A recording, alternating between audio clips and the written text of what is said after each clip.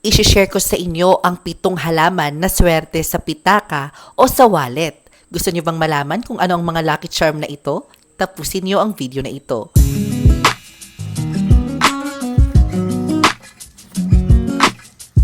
Hello everyone! Hello mga ka-jungle! Welcome back again to my YouTube channel. Sa nakaraang video ay pinakita ko sa inyo o shinare ko sa inyo ang mga halaman na swerte sa loto, no?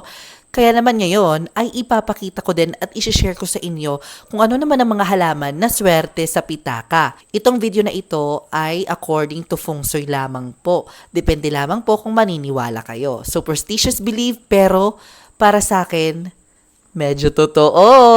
Ayan. So, simulan natin sa number 1. Ang unang-una ay fortune leaves. So, ang fortune leaves o fortune plant, ito po ay inuugnay ng ilang good fortune. At pumili lamang po ng isang tuyong dahon at ilagay sa loob ng inyong pitaka bilang simbolo ng pag-akit ng magandang kapalaran.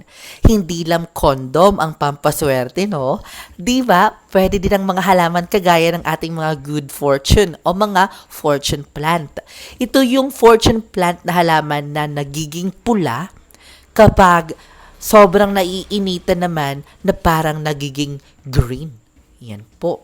Napakaganda po ito. Alam ko marami sa inyo na meron ito. Ugaliin din na meron din kayo sa loob ng inyong bahay ng mga good fortune o fortune plant. Dahil ang pag-aalaga po nito ay kapag healthy, nako, nagbibigay po ito ng swerte, lalo na kapag namumulaklak ito. Simple lang, pwede kayo magtanim nito at ilagay sa inyong mga bakuran dahil nagtataboy din ito ng aswang. Ang pangalawa naman ay ang ating mga magic fruit leaves. Ito yung magic fruit leaves na napakaswerte sa pitaka. Pinapaniwalaan na ang dahon nito ay may magandang energy para sa prosperity. Maaari kang maglagay ng isang tuyong dahon sa isang maliit na compartment ng inyong wallet. O kahit hindi to yung dahon, pwedeng-pwede. Ako nga naglagay ako nito dahil alam ko na swerte ito. Ang mga magic fruit, kapag kumain kayo nito ng kanyang bunga, lahat ng maasim ay magiging matamis. Kaya naman, swerte ito sa pitaka dahil magiging matamis din ang inyong love life. Hindi lang naman pampaswerte ang pera. Pati din sa love life, kung gusto nyo maging swerte sa love life, magiging matamis ang love life nyo kapag maglagay kayo ng magic fruit. Sa karagdagan, ang ating mga magic fruit, kung meron kayong mga crush o mga bagong mga paghanga, nako, mapapalingon sila dahil meron kayong magic fruit sa pitaka. Dalhin nyo lang ang pitaka na may magic fruit, ay talaga namang titingin ang crush sa inyo. Naku naman, totoo kaya yan? Try natin! Pangatlo naman ang ating Monstera adansonii. Ang Monstera adansonii ay popular na ornamental plant at inuugnay ng plant lover ng growth at abundance. Ang isang maliit na tuyong dahon ay maaring ilagay sa wallet bilang lucky charm. Swerte daw ito dahil itong ating mga Monstera adansonii ay may mga butas-butas na dahon na ibig sabihin ito po ay pera. Nako, totoo kaya ito? Maglagay tayo nito. Baka swertehin kayo kung meron kayong mga Monstera adansonii dahil minsan lang ito nakikita. Pang-apat naman ang ating mga gomamela. Ang gomamela ay simbolo ng kagandahan at positive energy para sa ilan. Kung gamitin bilang pampaswerte, patuyuin muna ang mabuti sa maliit na dahon bago ilagay sa pitaka. Dahil alam niyo ba, kung naaalala niyo pa, yung mga bata pa tayo, ang dahon ng gumamela ay ginagawang pera.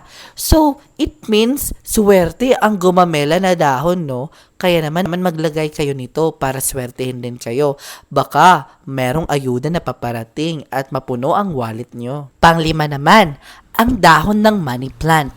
Isa itong popular na halaman na iugnay ng money luck.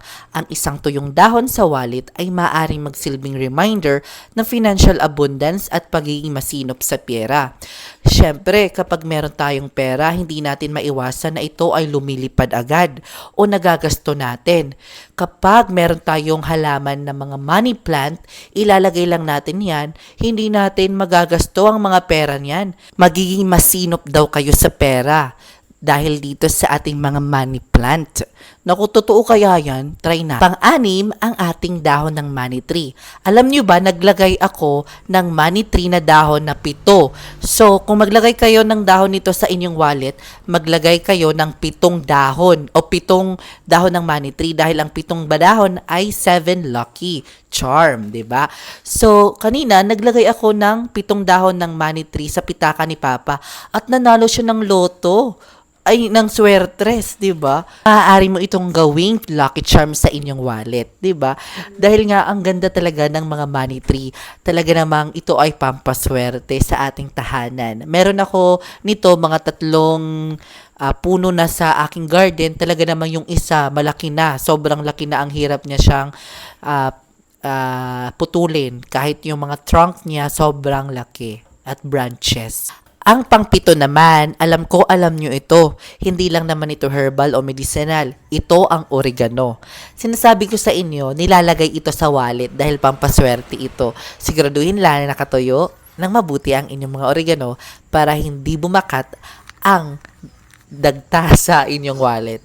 So, ito po ang mga halaman na swerte sa pitaka o sa wallet. Talaga namang ito po ay meron ding good fortune sa ating mga wallet. Depende lamang po sa inyo kung maniniwala po kayo, pero wala namang mawawala kung kayo ay magta-try. Maglagay na kayo, baka sa susunod, meron kayong matanggap na pera. Pero nasa atin pa rin ang pagsusumikap at pagiging masinop sa paghahanap ng pera. Nasa ating kapalaran ang pagpapaunlad sa ating sarili at paghahanap ng bagong opportunity para makapag-angat sa ating buhay. Nasa atin pa din ang ating kapalaran at hindi nasa halaman. Maraming salamat sa panonood mga ka-jungle. I hope may natutunan kayo. Actually, ito po ay kasiyahan lamang po na vlog. Pero para sa akin, tinototoo ko kasi nga, based in my experience, ito po ay mga lucky charm sa atin. Yung mga halaman kasi, hindi lang naman sila pampaswerte. Ito po ay nagbibigay ng positive energy. Kapag nagbibigay sila ng positive energy, ang outcome, nagiging maganda din ang ating pamumuhay. So, yun. Maraming salamat sa panonood. Don't forget to subscribe and follow my social media account. Maraming salamat and see you next episode because more plant, less stress.